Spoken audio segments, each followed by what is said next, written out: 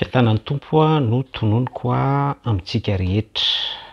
Tainy Jesoa isika rehetra mpanaraka ny pejy. Hitondra remarika kely ny pejy. Androany manoloana ny zavatra misy eo amin'ny fiarahamonina malagasy sy manerana izao tontolo izao izay iainantsika. Petapetrika ny mametraka fanontaniana hoe fa maninona ny firenena malagasy no miaina fahantrana faratapony.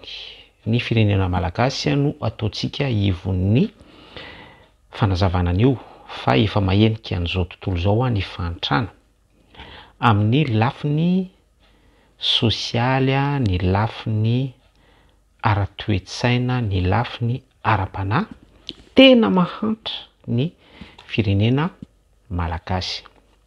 Ny valin'izay dia ao amin'ny baiboly ihany fa tsy aiza sy aiza akory. Tsy misy quatre chemin fa efa voasoratra ao amin'ny baiboly avokoa ny zavatra rehetra.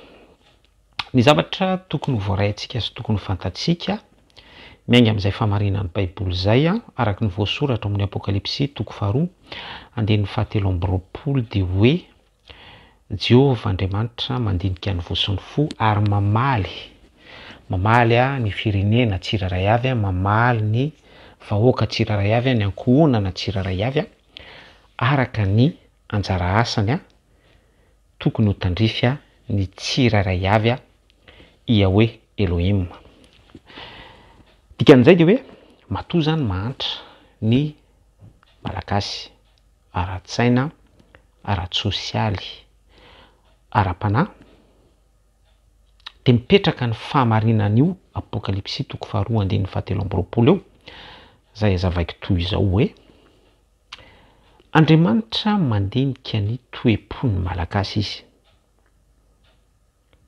Ary amin'izay hoe mandinika ny toe-pontsika malagasy izay izy, mandinika ny toe-pon'ny mpitondra, mandinika ny toe-pon'ny vahoaka, mandinika ny toe-pon'ny mpitsara, ny toe-pon'ny polisy, ny toe-pon'ny zandary, ny toe-pon'ny isa-tsokajiny sy isa-tokony avy, isa-tsarangavy, dia mamaly atsika araka ny asantsika avy izy. Ka satria ny vahoaka malagasy miataka hatrany amin'Andriamanitra tsy toa manary ny fivavahana amin'ny fanahy sy fahamarinana, misitraka fampandihizana fitombenana, misitraka hoerahoera, misitraka famoahana volamena, misitraka loko politika isan-karazany, misitraka insécurité, misitraka zavatra be da be tsy araka ny sitrapon'Andriamanitra. Dia izay ilay apokalipsy toko 2 andininy 7 hoe manaja ny safidintsika Andriamanitra.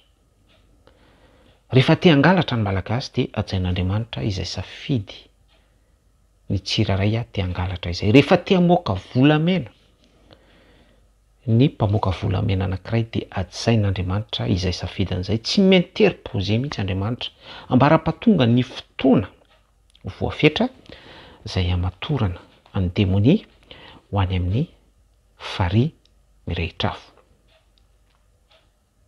Tsy misy quatre chemin hoy aho, tsy misy lalana anankiefatra fa ny ataontsika ihany no jinjaintsika. Tantara efa nisy tany amin'ny baiboly tsy misy zavabaovao ety ambonin'ny tany, ny zavatra iainantsika malagasy amin'izao vanim-potoana izao. Raha mamaky ny Samuela voalohany toko 9 isika, rehefa tsy nanana mpanjaka ny vahoaka Hebreo Israel dia nidradradradra sy nidongy tamin'Andriamanitra izy ireo hoe omeo mpanjaka izahay, omeo mpanjaka izahay, menomenona sy minaonaona. Dia ozy Yahweh Elohim, ozy Andriamanitra tsy toa tamin'ny Samuela mpaminany hoe enoy ihany ny fidongina izy ireo, ny fitaranan'izy ireo fa tsy ianao no laviny fa izaho hoy Jehovah tamin'ny Samuela mpaminany. Dia eto amin'izay contexte Samuela voalohany toko 9 izay misy ny toe-pony vahoaka Hebreo izay ao anatin'izy ireo ny obsession te hanana mpanjaka, te hanana filoham-pirenena.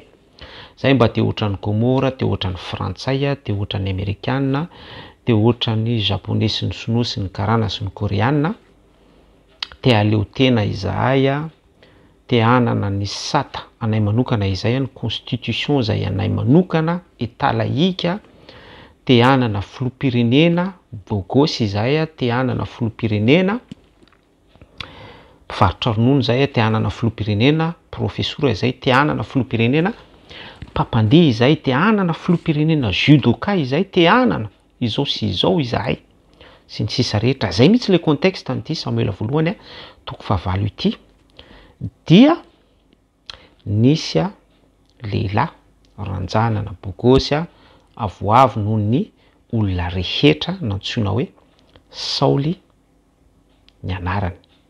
De io no nosorany Samuela mpaminany ho mpanjaka, ho filoham-pirenena ny vahoaka Hebreo tamin'izany. Fa miverina amin'ilay apokalipsy toko faharoa andin'ny fahatelo amby roapolo isika hoe fantatr'Andriamanitra ny toe-pon'ny Saoly io. Ary vakitsika ny tantara dia tsy nahefa ny sitrapon'Andriamanitra izy, tsy nanao araka ny soratra masina, izany hoe araka ny sitrapon'ny Elohim i Saoly mpanjaka. Araka ny tantara rehefa vakitsika mitoy makany ny Samuela voalohany, boky ny Samuela voalohany, dia vokatr'izay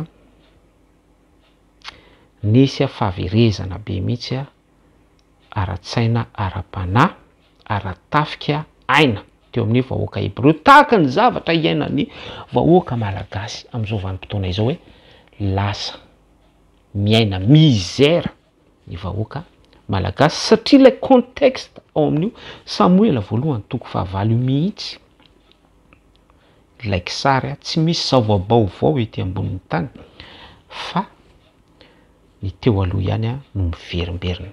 De io mihitsy no contexte iainan'ny vahoaka malagasy hoe meuflo mahay mampandihy izay, meuflo mahay mamokatra yaourt izay, meuflo sy ny sisa rehetra, profesora izay, meuflo amiral izay, meuflo mpanao judo izay, meuflo. Zay zany le obsession, zay lay filany lay vahoaka malagasy.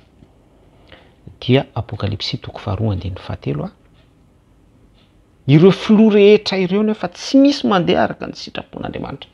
Raha mitsidika fiangonana izy, mitsidika tranon'Andriamanitra izy, de selon ny position amin'ny maha-politisianina azy, fa tsy selon ny sitrapon'Andriamanitra.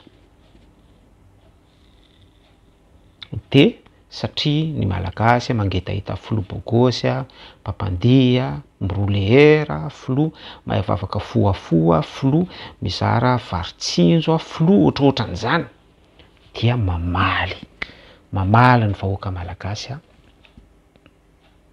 arak'izay asany zay Andriamanitra Jitoa, Iao Elohim mandinika ny vosiny fo, apokalipsy toko faharoa andin'ny fahatelo amby roapolo. Ora nefa ireo filoha izay mahatonga obsession amin'ny vahoaka malagasy ireo dia filoha tsy mandeha sy tsy araka ny sitrapon'Andriamanitra.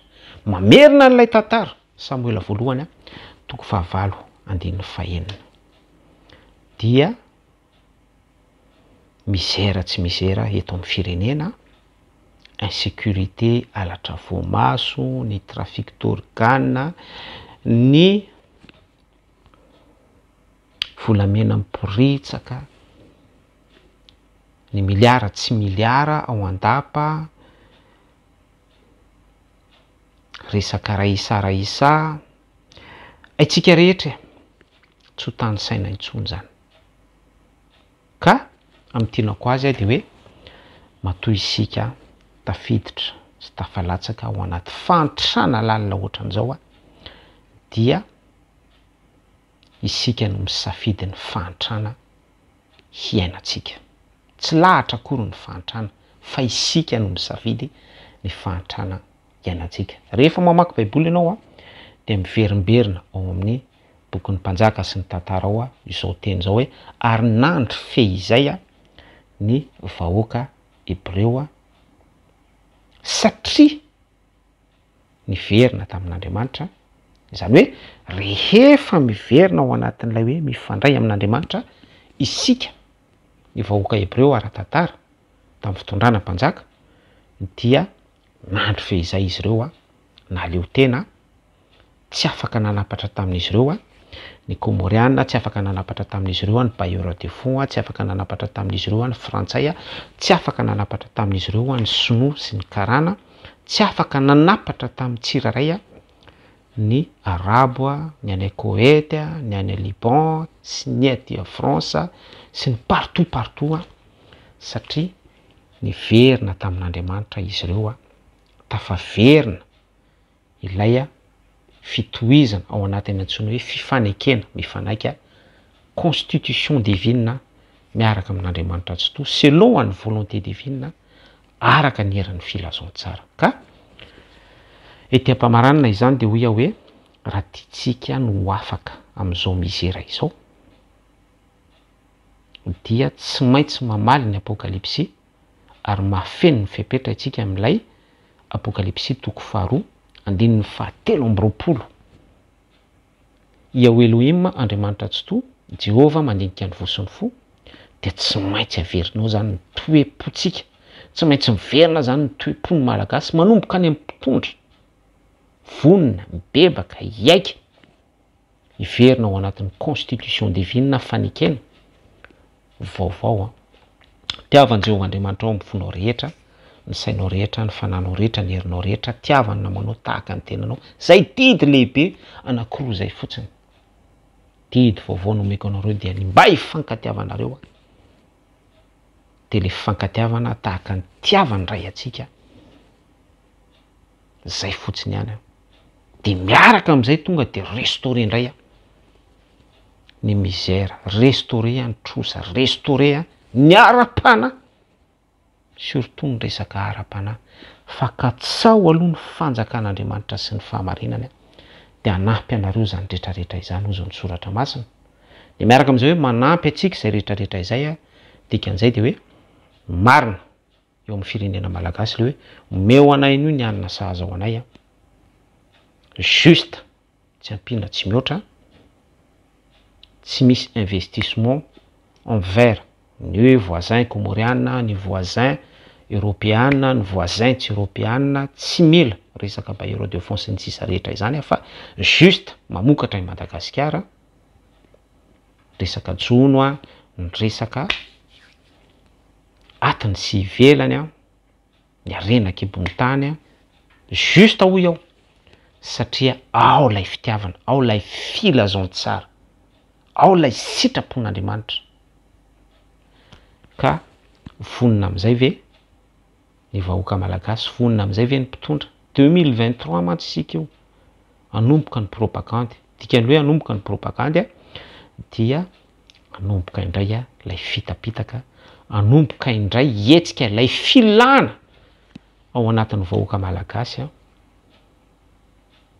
mitady fampandihizana fitombenana, mitady varitsinjo, mitady zay ho arapaka, mitady zavatra rehetrarehetra ara-nofo, mitady ny zavatra tsy araka ny sitrapon'Andriamanitra rehetra ny lainga hipopotra daholo ny mythomane efa mameno-tsena sy arabe moa izy ireo mipopotra eny daholo ny charlatan miaraka amin'ny faux prophète sy ireo mpampanantena miracle sy milaza azy ho tompony fanatrehan'Andriamanitra amin'ny fomba be da be isan-karazany ao ambadiky ny fanolanana soratra masina sy tenin'Andriamanitra.